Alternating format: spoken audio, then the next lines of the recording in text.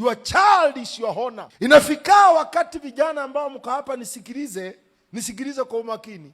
Inafika wakati katika maisha yako watu waangalii unachovaa, watu waangalii viatu vyako, watu waangalii ulivyonyoa, watu wanaangalia watoto wako. Nikiona mtoto wako nitajua wewe ni nani. Niambie kwa mfano, nikikukuta leo hii una koti limekaa kuchakaa, una kitu pea moja tu ambayo tunakujua nacho, lakini next time ninapokutana na watoto wako nauliza huyu yuko wapi, unaniambia huyu yuko chuo kikuu. Najua kwa nini unavanga koti moja. Na kuuliza huyu mtoto yuko wapi, unasema mtoto alipata scholarship huko Marekani. Najua kwa nini unakuwa na kiatu pea moja. Rather than nikukute una makoti ya design, una viatu vya aina yote, lakini wakikuuliza mtoto wako wapi, unasema huyu alifeli shuleni na anafanya kazi za nyumba.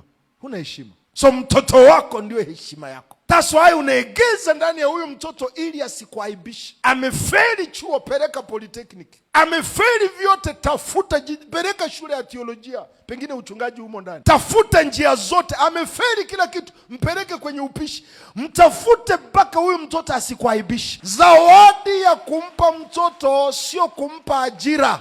Zawadi ya kumpa mtoto ni kumpa taaluma. Tafuta taaluma yake. Taaluma sio ajira. Taaluma ni kitu ambacho ana ujuzi nacho. Ana uwezo wa kufanya kitu ambacho kitampa riziki maishani. Hata ukifa kesho uko sawa, kwa sababu huo ni utukufu wako.